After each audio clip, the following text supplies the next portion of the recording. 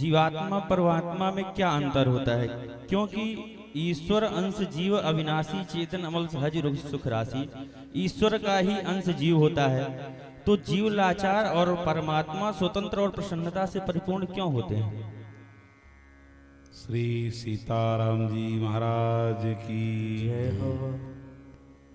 बड़ा ही सुंदर प्रश्न है। क्योंकि ईश्वर अंश जीव अविनाशी चेतन अमल सहज सुख राशि। देखिए, परमात्मा एक महत् स्वरूप है, जीवात्मा अंश स्वरूप है। जीवात्मा का कितना अंश है? बाल के अग्रभाग के 100 भाग किए जाएं और 100वें भाग के भी 100 भाग कर दिए जाए, इतना अणुवत जीव है।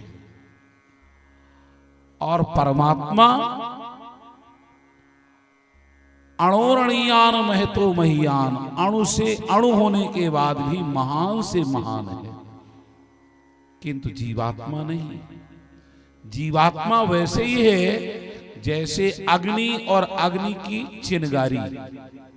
चिनगारी जीवात्मा है और पूर्णाग्नि परमात्मा है।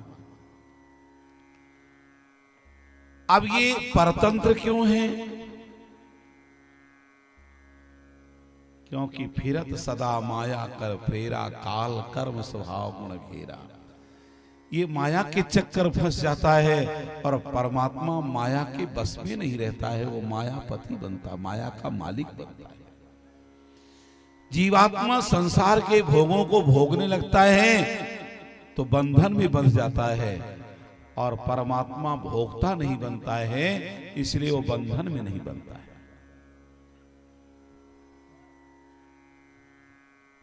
तो गुरुदेव, जैसे आप चिंगारी, थोड़ी सी भी चिंगारी अगर बढ़ती है तो विश्व को खाक करने की क्षमता रखती है। तो क्या वह चिंगारी परमात्मा के स्वरूप में नहीं हो सकती जीव की? देखिए, परमात्मा के स्वरूप में होने के लिए परमात्मा में समर्पण होना चाहिए।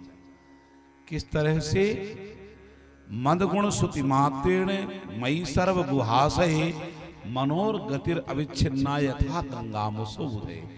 जैसे गंगा इत्यादि नदियां अपने प्रियतम समुद्र में मिलकर के समुद्राकार हो जाती हैं, इसी तरह से भगवान के सर्वतोभावेन शरणागति को ग्रहण करके जीवात्मा भी भगवताकार हो सकता है, पर वह पूर्ण रूप से लीन हो जाए परमात्मा में तब।